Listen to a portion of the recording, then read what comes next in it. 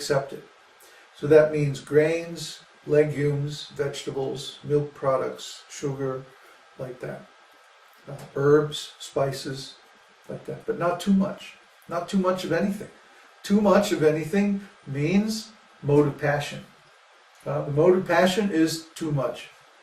Too much activity, too much sensation, too much of anything, too much work, too much Jam. too much jam, yes, too much sugar. These are all symptoms of the mode of passion.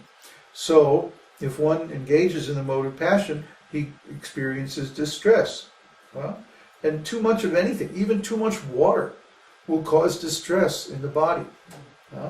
So first of all, mode of passion means too much or out of balance in anything.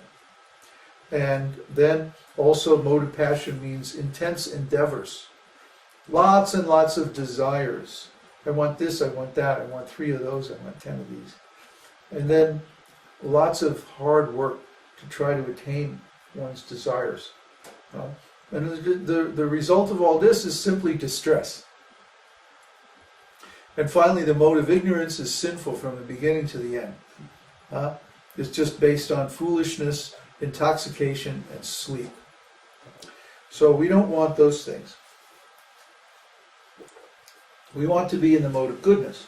Can I just have some water? And then we become qualified to execute devotional service. And when we go in the temple, we automatically bow down before the Lord. We automatically like to offer prayers and sing beautiful songs and dance very nicely before the deity, because this is what we do in the mode of goodness. In the mode of goodness, we're feeling happiness. So we want to celebrate that happiness. And in devotional service, the mode of goodness becomes concentrated and purified. And we have what's called Shuddha Sattva. Shuddha Sattva means purified goodness. In material life, even the mode of goodness is never unmixed. It always comes with some contamination of passion and goodness. Passion and ignorance. So, when we are in devotional service, we can attain the pure mode of goodness, Shuddha Sattva.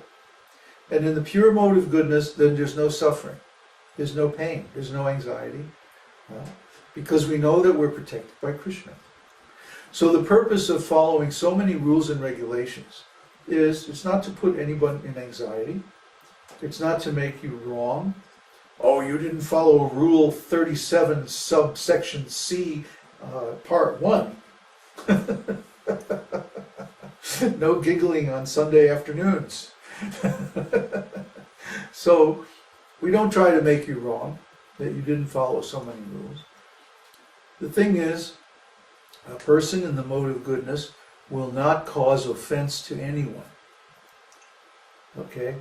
Not to God, not to other devotees, not even to animals or plants, what to speak of spiritual master or god brothers or members of the community.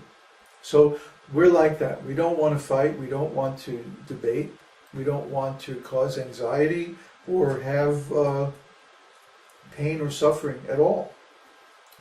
This is everybody's idea. Actually, underneath it all, everyone simply wants to be peaceful and happy. But they think that first they have to conquer the world, then they can be peaceful and happy.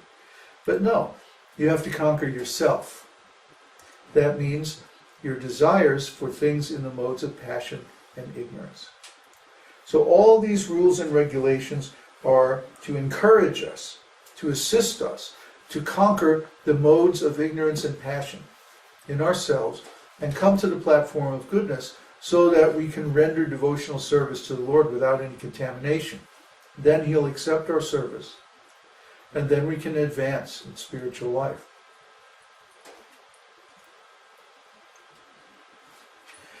So we are not asking people to have faith. In religion, you have to have faith. You do this now, you become obedient, and you render all kinds of service now. And then in the future, in the next life, you get liberation or heavenly planets or some material benefit.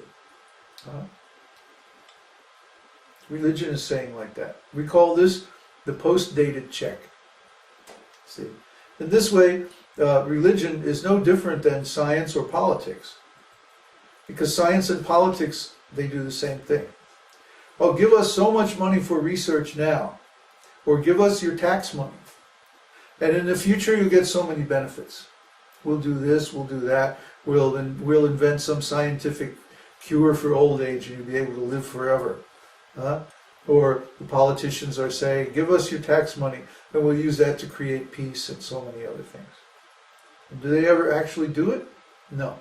For hundreds and thousands of years they've been making these promises.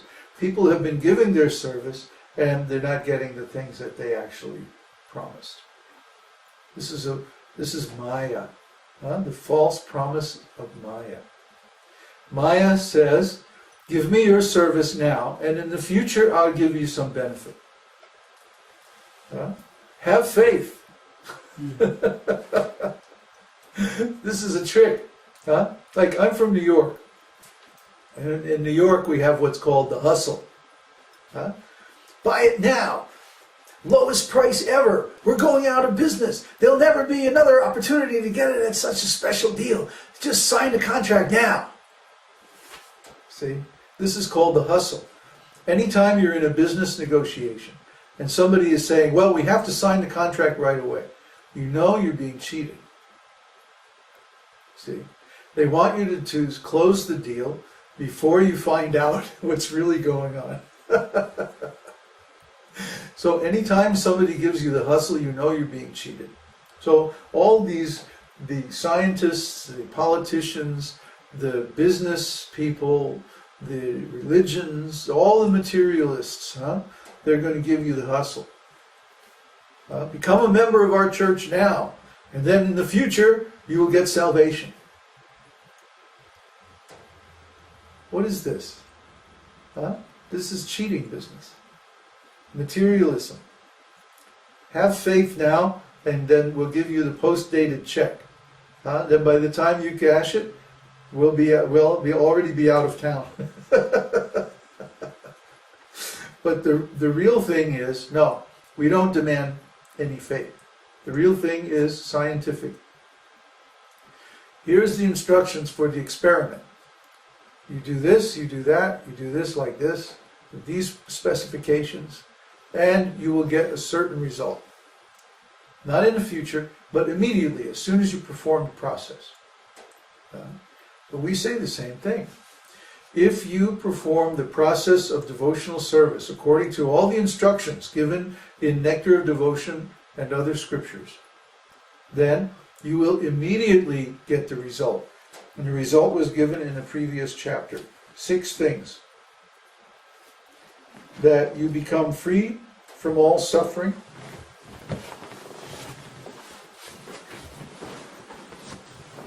You will get nothing but auspicious results. Transcendental pleasure. The rare achievement of pure devotional service. Better than liberation. And you will attract Krishna. See, the last one kind of sums up the whole thing. If you can attract Krishna, then you are beyond even the concept of liberation. You see, liberation is a negative concept. Liberation means freedom from something or other. In this case, it means freedom from the material energy, material world, material existence, the entrapment of the soul in the material body. These are the things we're trying to get away from. So there's several different kinds of liberation.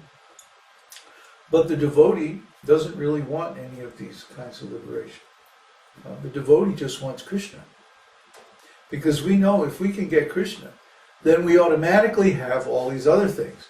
We'll have material prosperity, we'll have auspiciousness, the results of all religious principles and activities and sacrifices and so on.